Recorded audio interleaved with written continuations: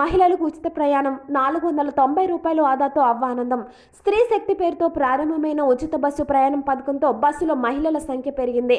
విజయవాడ నుంచి జంగారెడ్డిగూడెం టికెట్ 245 కాగా రెండు వైపులా 490 తనకు మిగిలిందని ఓ అవ్వ ఆనందం వ్యక్తం చేసింది. సంతోషమేనా? దాదాపు 245 రూపాయల టికెట్ నీకు ఉచితంగా వచ్చింది. సంతోషమేనా? ఇప్పుడు రాను పోను అంటే దాదాపు 250 రూపాయలు అయ్యాయి. 500 రూపాయల టికెట్ రాను పోను.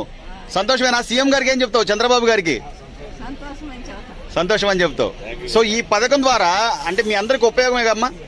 ఏదైనా ఊర్లో ఎప్పుడైనా రావాలన్నా, హాస్పిటల్కి చూపించుకోవాలన్నా సంతోషమేనా?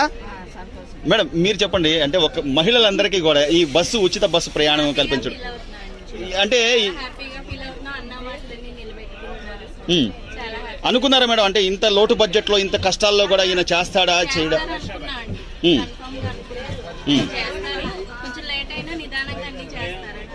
సో అంటే ఉద్యోగాలు చేసే మహిళలకు కానివ్వండి, లేకపోతే ఏదైనా కొద్ది పని మీద వెళ్ళే వాళ్ళకి కానీ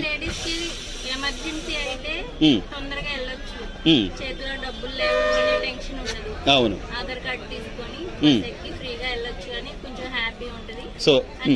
సో అత్యవసరమైనప్పుడు అంటే మనం ఇదే సరదాగా వెళ్ళి వచ్చేది కాదు కదా, మన అవసరాన్ని బట్టి వెళ్తుంటాం తప్ప. ఈ పథకం అనేది దీనికి స్త్రీ శక్తి అని పేరు పెట్టడం కూడా ఎలా అనిపిస్తుందమ్మా? సీఎం గారికి ఏం చెప్తారు మీరు?